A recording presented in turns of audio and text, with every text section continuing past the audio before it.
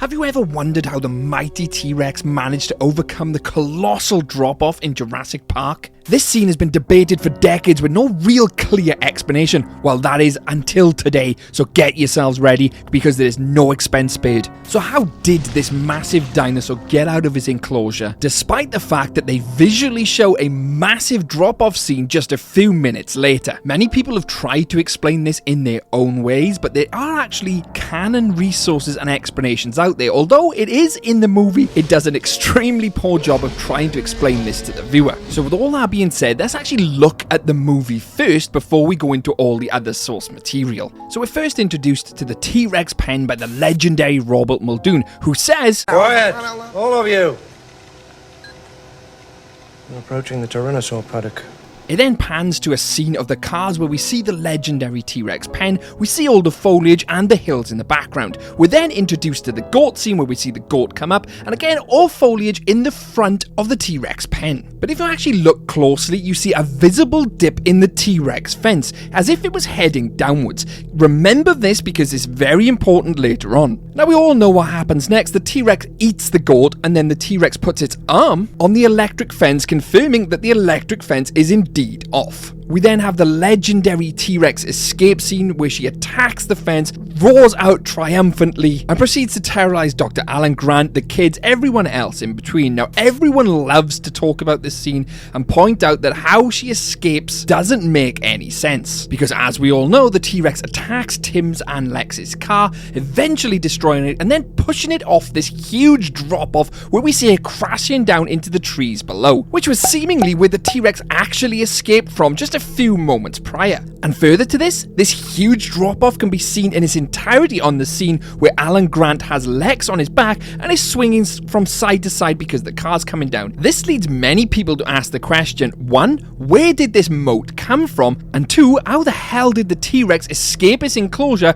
with this massive moat / drop-off around it? It makes no sense at all, and the actual visual storytelling of this scene and the scenes prior give no indication of how the T-Rex actually escaped or overcome this drop-off. For that, we're going to have to look into the scripts and other sources and media which are canon in the Jurassic Park franchise. So let me continue to explain. Now, thinking back to early on in the movie, we have this scene where Dr. John Hammond and Donald Gennaro talk about the enclosures. Full 50 miles of perimeter fence are in place. And the concrete moats and the motion sensor tracking systems. Donald, dear boy, relax. John Hammond confirms that the concrete moats are in place, but this doesn't answer any questions as to the T-Rex escaping his paddock. For that, we're going to have to look at the script. Now in the script, David Kemp actually explains how the T-Rex escape scene takes place, where it says, the T-Rex starts to nudge the explorer towards the barrier. Over the barrier, there's a gentle terraced area at one side where the Rex emerged from. But the car isn't next to that. It's next to a sharp precipice representing a 50 or 60 foot drop.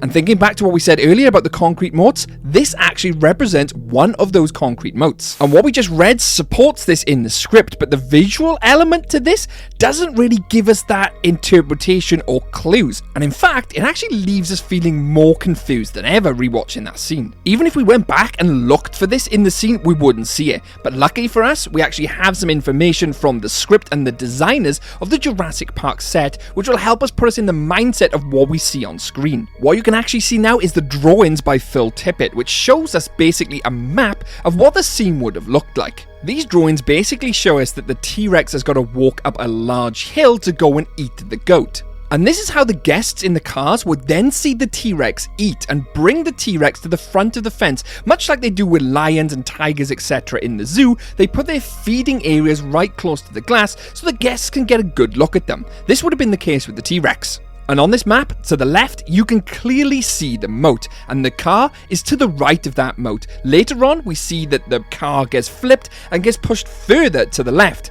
i.e. further to the moat. So when the T-Rex finally starts to nudge it over the edge, it's moved that far to the left, the T-Rex is actually nudging it into the moat, not onto that flat piece of ground that it walked up towards to eat the goat on. And now thinking back to where I said we saw that perimeter fence dip, that is why, because it goes down into that moat. But we're not finished just yet. There is more to this story and more to disprove that it is actually just an error on the director Steven Spielberg's part. Let me continue to explain. So if you had any doubt that this was the canonical explanation for this scene, let me continue to give you more evidence. On the DPG website, which is a canon to the Jurassic Park and Jurassic World franchise, it shows us a picture and an article entitled The Old Park. It shows us Brachiosauruses moving up the incline and escaping out through the fence. This is exactly the same route that the T-Rex used to escape its paddock. It shows us the other side of the fence in broad daylight and also shows us the route the T-Rex would take to move up and out of its paddock, because the Brachiosauruses we see are using exactly the same route.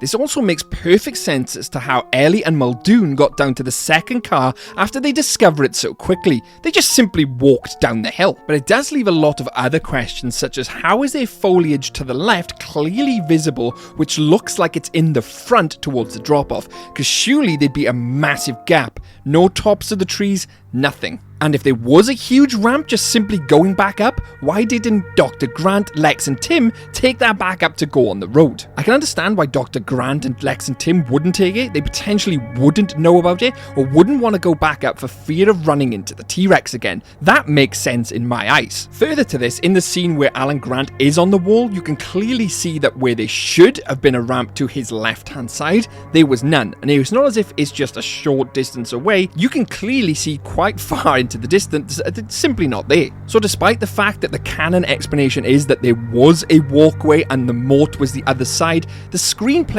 doesn't show us this in the slightest, and hence why a lot of people were left confused. I kind of understand, and when someone actually pointed out this plot hole to Spielberg, he simply responded with, "So what?"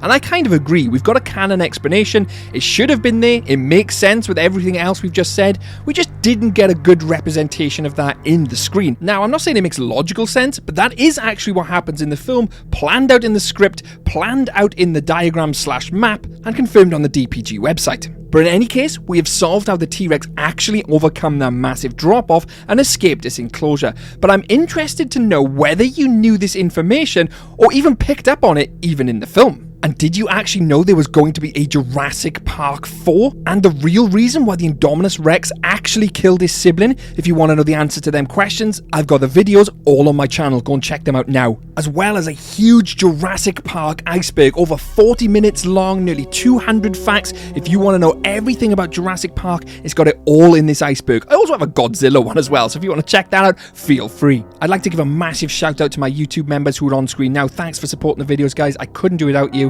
I'm Shadows, hope you've enjoyed today's video. Can I solve Jurassic Park related theories? You bet Jurassic can. Catch you later. Where are they? We've only got 30 meters to go. I can hear them behind me! Don't panic. I'm having trouble picking up. Where are they? Help right now. Oh no!